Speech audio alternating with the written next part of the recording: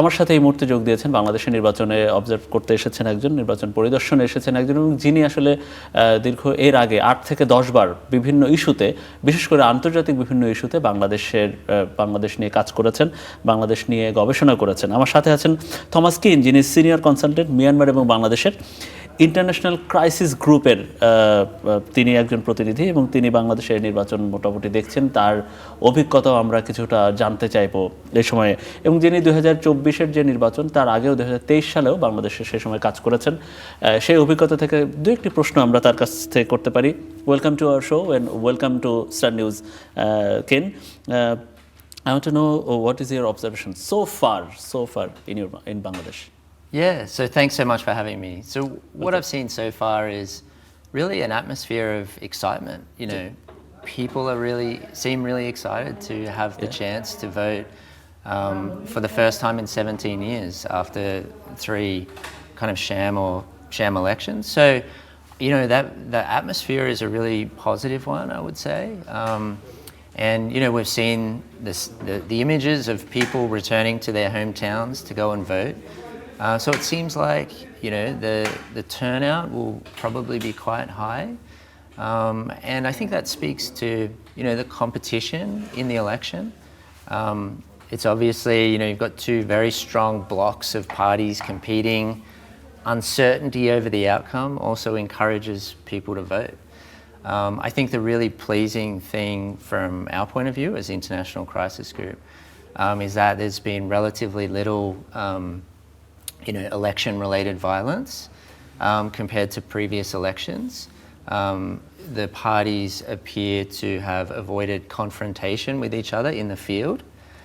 And so, you know, up to this point, we can say that, you know, the election seems to be being fought in a good spirit, as I said, with limited violence on the ground, which is really positive to see, I think.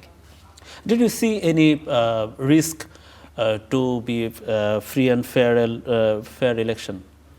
Well, there are always risks in any country that's holding an election. You know, and these can come in different forms.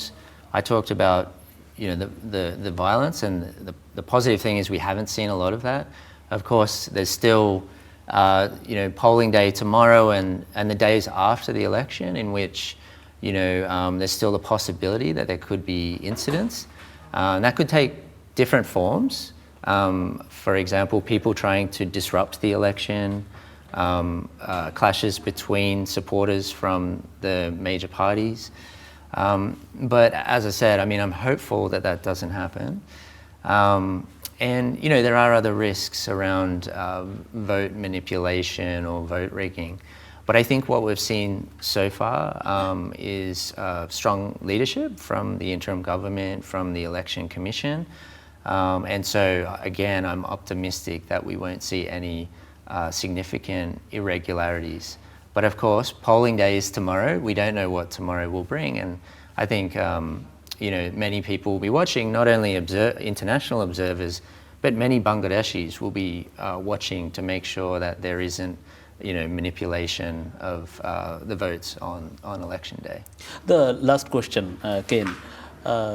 You have lots of experience about Bangladesh for your work, via your work. So what is your suggestion? And you are working for crisis group, so crisis management. So what is your suggestion to the next government for Bangladesh? Well, I think before we get to the next government, there's an important step that needs to be overcome. And that is, you know, once the votes are counted and the results are announced, I think it's absolutely crucial that the party that doesn't win accepts the result. Okay. And doesn't try to, you know, have the result overturned. Of course, they may have some complaints about the process, and that will be up to the Election Commission, you know, to handle those complaints transparently. But I think if Bangladesh can hold a violence-free election, you know, where people can, the festival of voting, and people can vote safely, and then, you know, after the votes are counted and, you know, that's done in a transparent and credible way, that the losing party accepts the outcome, that will be an important step forward for Bangladesh. Of course, there will be many challenges for the next government, whether it's a BNP government or a Jamaat government.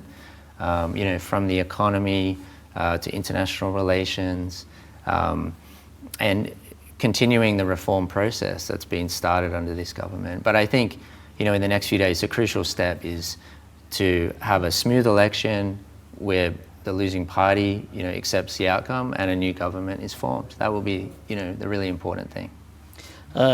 Many thanks for to be here, and Thomas Keane, যিনি আমাদের সাথে ছিলেন. So thanks again, Thomas. Thank you. It's been a pleasure. Yeah.